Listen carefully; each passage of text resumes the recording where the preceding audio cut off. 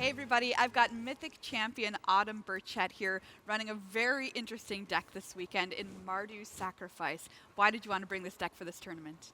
I started testing Rakdos Sacrifice early on in testing and was just really high on the deck. Felt like it kind of dominated a handful of matchups and was just really solid outside of that. But I really wanted to tune and improve it. And it turned out adding white was the way to go. Oh, it's so interesting, and we're going to talk more about those white cards in just a little bit. But Yeah. first things first, we're playing a Sacrifice deck. Talk to me about the core of this deck. What makes it work? So, of course, the actual core of Sacrifice is you have Cauldron Familiar, Witch's Oven, Mayhem Devil. These three cards are just ludicrous together, kind of make creature decks look embarrassing a lot of the time. It's so true. And then in addition to that, we also have Fable of the Mirror Breaker, which is, this might be the best deck in the format at using Fable. It synergizes with everything.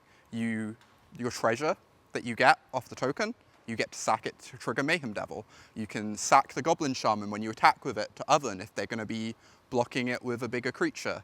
You can give your Reflection haste and with Claim the Firstborn and use it the turn that it comes in. You can copy Mayhem Devil and then you sacrifice Mayhem Devil in your end step, which then triggers both the Mayhem Devils. Gross. Which is so messed up. Like, you can discard Cauldron Familiar to Fable. Like, every single part of it is just pushed to its limit in this deck. Yeah, and this Sacrifice package too, we've seen it a lot online. Is it difficult to play with that many triggers in paper? It is. There's a lot of triggers to keep track of, especially with Mayhem Devil. There's a lot of permanents to keep track of because you get your blood tokens, your food tokens, your treasure tokens. You get all these triggers on your sagas. Right. Like, there is a lot to keep track of, but I think it's worth it. All right, well, let's talk about your interaction because, of course, this deck has some sweet ways to deal with stuff. Talk to me about your favorite interaction spells in this package. So, extending the Sacrifice package, we've got Claim the Firstborn.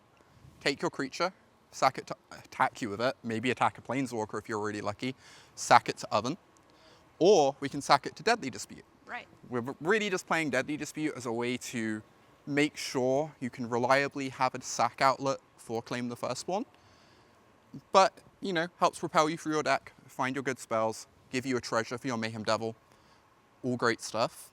And then, of course, we have Fatal Push, Thoughtseize, Classics. Can't really go without them in a black deck. Absolutely. Let's pivot now to talking about the reason that you put white into this deck. Why did you add white mana? So, I was trying to iterate on Rakdos Sacrifice. For a little bit, we were trying out Jund. Oh, I was trying out Jund. I was like, for a time, the only person really sold on Sacrifice. And Jund wasn't doing it for me. It was still struggling in a lot of the tougher matchups. You were still struggling to remove non-creature permanents from the board. You were still struggling with card advantage in the long game. We tried out Escape to the Wilds, and that card wasn't doing it for me. And someone suggested, well, we could play Showdown instead of Escape. I was like, huh. And someone else suggested earlier in testing that they were kind of interested in Rite of Oblivion, but just couldn't find a home for it. I was like, huh. And all these wires started to connect. And Rite of Oblivion, incredible card in this deck. You get treasure tokens, food tokens, blood tokens, all these things that don't really represent an entire card. They are like a little bit of a card. So you just have spare permanents to sack to it. You can even, if you're not at the point where you're ready to use it yet, discard it to Fable and save it until later in the game, which is great. And it deals with so many problems. It deals with your Trolls, your Cavaliers. It deals with Shaper's Sanctuary, Valkmira, Pithing Needle, all these permanents that, like, typically may be a bit more resilient against your Mayhem Devils. You now have answers to. And what about Showdown of the Skulls? This card is a house. This card is a house. This card is fantastic. You just churn through your entire deck so fast when you have this playing alongside Fable and Deadly Dispute. You get to cast the card, dig for the pieces you need to assemble Cat, Oven, Devil. So, like, you're just reliably finding those cards together more often. You maybe get to put some counters on your Goblin Shaman, so now it can just keep attacking and keep getting you those treasures, even through your opponent's blockers. And then You can even sacrifice this card to Rite of Oblivion.